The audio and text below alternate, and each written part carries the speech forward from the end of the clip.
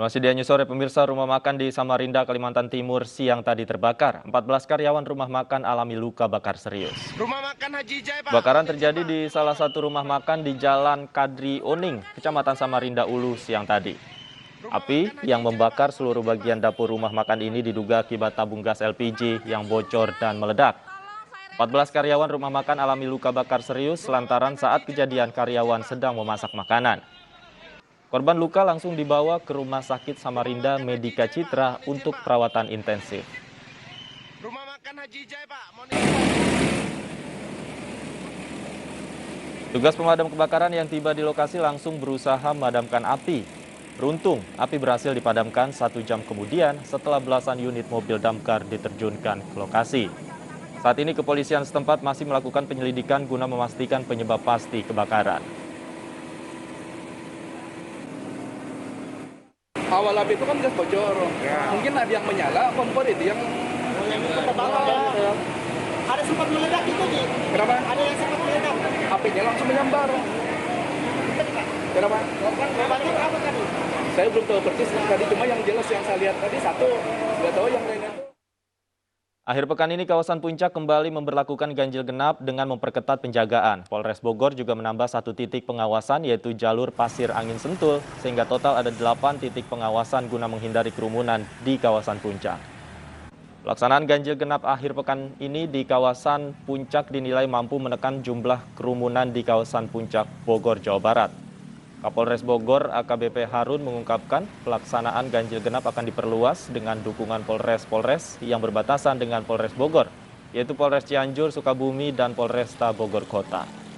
Selain itu, Polres Bogor juga menambah 1 titik pengawasan, yaitu jalur Pasir Angin Sentul, sehingga titik pengawasan bertambah menjadi 8 titik.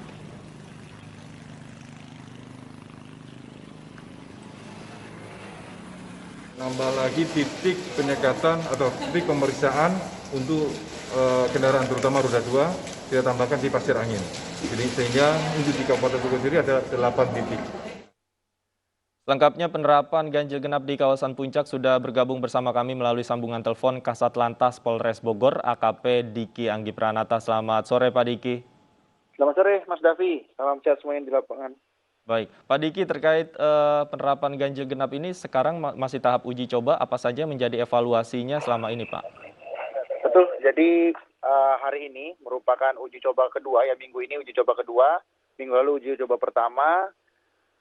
Pemeriksaan sudah kita berlangsungkan dari tadi pagi, Mas. Nah, hasil evaluasi memang terlihat dari minggu lalu masih tingginya animo masyarakat yang ingin mengunjungi wilayah Puncak dan Sentul. Baik. Terkait titik pengawasan sendiri, betul Pak ada penambahan? Betul. Jadi minggu lalu evaluasi kami masih terdapat kebocoran-kebocoran ya dari masyarakat lewat jalur mana, tembusnya di Pasir Angin. Oleh karena itu kami menambahkan personil di sana. Artinya ditambah 1 titik saja Pak ya di Pasir Angin Pak ya? Betul. Apa Pak yang membuat Pasir Angin ini menjadi titik yang dipilih untuk pengawasan Pak? Sebenarnya kami sudah menentukan plotting, sebelumnya ada 5 titik ya Mas ya untuk pos pemeriksaan, di mana semua titik itu mewakili daerah-daerah jalur masuk atau pintu masuk. Nah, tapi ternyata masyarakat ini juga semakin tricky dalam artian mencari jalan celah tempat yang diperiksa oleh polisi.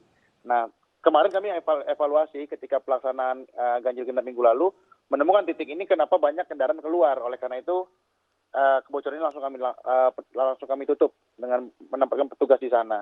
Selain itu, tambahan juga daripada minggu lalu, karena kami menemukan beberapa kendaraan melakukan pemalsuan plat nomor yang tidak sesuai dengan tanggalnya.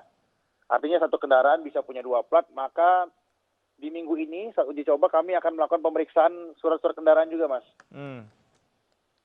Surat kendaraan juga Pak ya, dan memastikan bahwa plat nomornya sesuai dengan surat Betul, kendaraan. Betul. Kemudian koordinasi dengan Polres yang lain seperti apa Pak? Ya, jadi memang ketika kita mengambil satu langkah di Puncak tentu akan berdampak kepada Polres atau daerah sekitar ya. Contohnya yang Cianjur, Sukabumi, maupun Bogor Kota sendiri. Karena ketika kita lakukan one way atau penutupan atau ganjil genap, tentu kendaraan-kendaraan ini mencari jalan ke tempat destinasi lain. Baik. Ini punya dampak ke tempat-tempat sekitarnya dari jalur puncak itu sendiri. Oleh karena itu kemarin kami berkumpul, bersinergi, kemudian memutuskan bahwasanya pelaksanaan ganjil genap ini diperluas. Jadi Polres lain juga melakukan hal serupa untuk menghindari mobilitas masyarakatnya itu malah bergeser ke pos-pos sekitar. Jadi agar kita arahkan untuk kembali ke kediaman masing-masing. Baik. Mudah-mudahan formula ini efektif untuk mengurangi kerumunan di kawasan puncak. Bersama. Terima kasih AKP Diki Anggi Pranata sudah bergabung bersama kami di Sama-sama, iNews Sore. Selamat sore. Pemirsa, antrian kendaraan terjadi menjelang pintu keluar tol Paster Bandung, Jawa Barat. Kemacetan diakibatkan adanya pemeriksaan plat nomor ganjil genap bagi kendaraan yang akan masuk ke kota Bandung.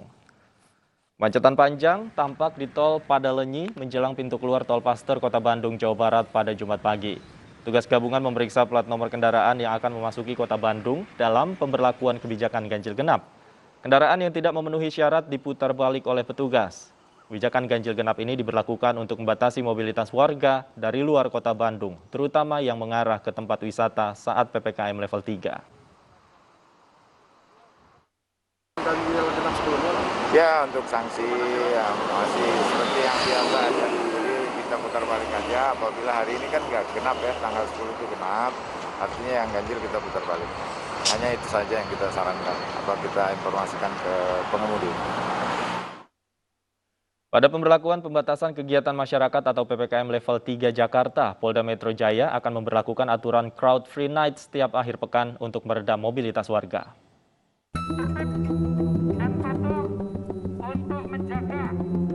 Aturan Crowd Free Night atau malam bebas keramaian akan diberlakukan di Jakarta setiap akhir pekan atau hari libur. Aturan ini diberlakukan bersamaan dengan keputusan pemerintah untuk memperpanjang PPKM hingga tanggal 13 September 2021 mendatang. Terdapat 4 titik jalan di Jakarta yang akan diberlakukan Crowd Free Night, yaitu Jalan Sudirman Tamrin, Jalan Kemang Raya, Jalan Asia Afrika, dan kawasan SCBD. Crowd Free Night diterapkan mulai pukul 12 malam hingga pukul 4 pagi. 2 jam sebelumnya, polisi akan terlebih dahulu melakukan filterisasi kendaraan. Komunitas geng motor dan kendaraan knalpot bising yang berpotensi menimbulkan kerumunan dilarang melintas. Hanya tamu hotel, kendaraan darurat, dan penghuni kawasan yang boleh melewati 4 titik ruas jalan. Khususnya pada saat malam weekend dan malam libur. Jadi 4 lokasi. SCBD, Sudirman Tamrin, Kemang, dan Jalan Asia Afrika. Geng motor yang menggunakan knalpot bising atau yang berpotensi menimbulkan kerumunan itu akan kita larang. Nah, jam 24 sampai dengan pukul 04.00 itu akan kita filterisasi penuh, filterisasi ketat. Ya, yang kita perbolehkan melintas hanyalah darurat, tamu hotel, dan orang yang bertempat tinggal atau penghuni yang bertempat tinggal di kawasan tersebut. Selain itu, Pemprov DKI Jakarta akan mempersiapkan aturan bagi warga DKI Jakarta yang masuk dalam daftar hitam atau blacklist dan dilarang pergi ke tempat umum lainnya. Tim Liputan iNews melaporkan. Video Kepala Dinas Pendidikan Kabupaten Bondowoso, Jawa Timur berjoget dan bernyanyi dengan mengabaikan protokol kesehatan viral di media sosial. Seluruh peserta rapat akhirnya dites antigen kecuali Kepala Dinas Pendidikan yang mengaku sedang keluar kota.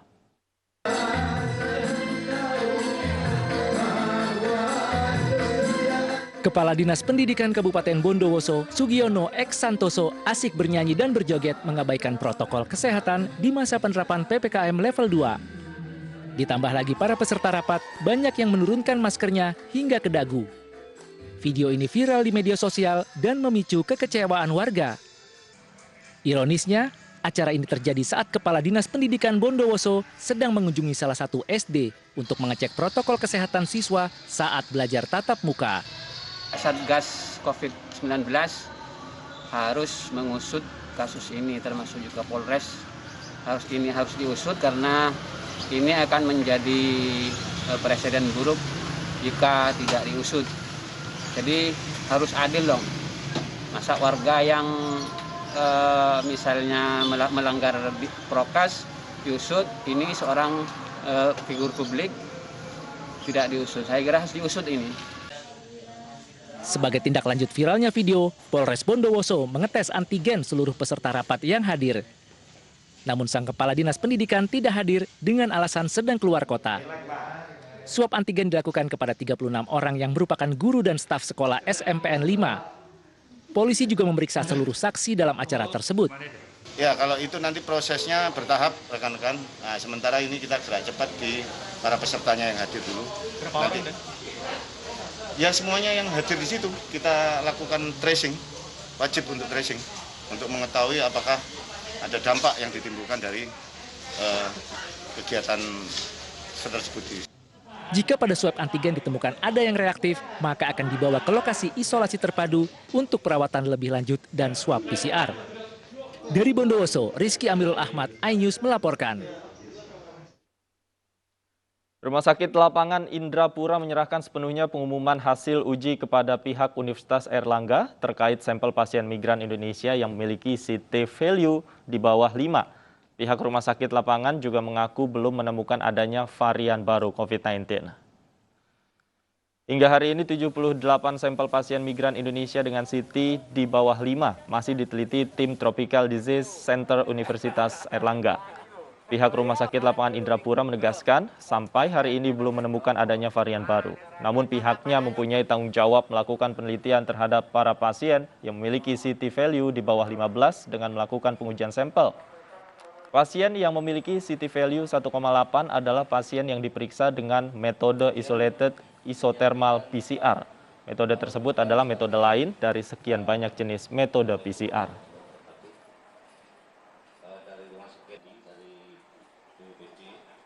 Pada pagi ini kita bahwa pasien adalah 10.307.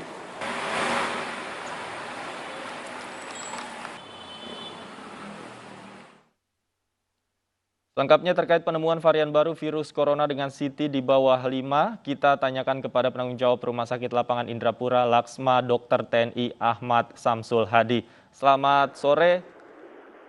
Selamat sore, Mas. Salam Pak, sehat. Salam sehat. Pak, bisa dijelaskan, Pak, jadi penemuan sebenarnya apa ini, Pak, yang menjelaskan penemuan CT di bawah 5, betulkah karena varian baru atau seperti apa? Jadi kami sampaikan, Pak, ya. Kami sampaikan bahwa sebetulnya CT value itu tidak ada kaitannya dengan varian baru atau tidak.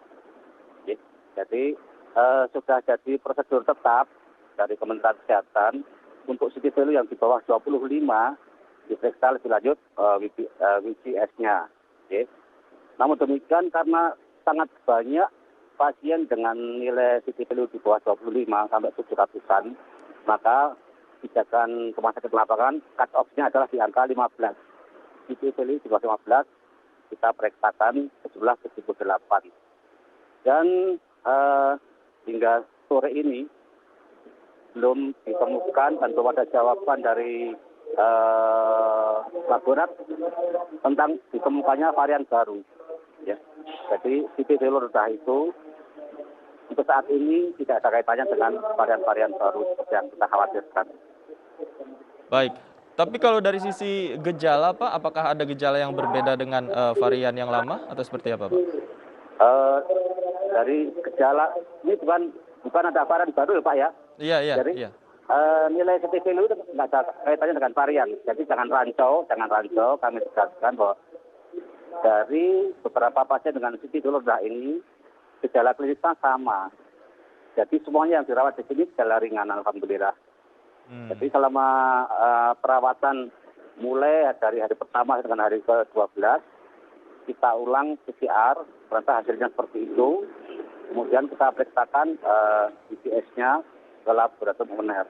Dan sampai dengan saat ini, seperti yang kami sampaikan, tidak ada temuan varian baru, kecuali dari 12 yang sudah ada hasilnya, 1 varian dari Afrika, 2 varian dari United Kingdom, 8 varian dari India, dan 1 varian lokal Indonesia. Demikian, Mas. Baik, tidak ada temuan varian baru, artinya masyarakat juga tidak perlu khawatir persoalan ini. Terima kasih, Bapak Laksma. Ya. Saya ulangi, Mas, ya. Jadi bukan berarti masyarakat tidak perlu khawatir, artinya kita tidak boleh kendor dengan kondisi apapun. Saat ini memang pasien mulai melandai turun, namun bukan berarti kita aman-aman saja kemana-mana tanpa prokes, Pak ya.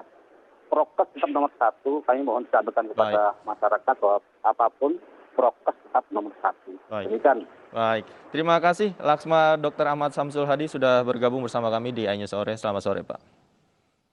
Kebakaran menghanguskan 3 unit kios di Simalungun, Sumatera Utara. Kami segera kembali dengan informasi selengkapnya. Tetaplah di iNews Sore.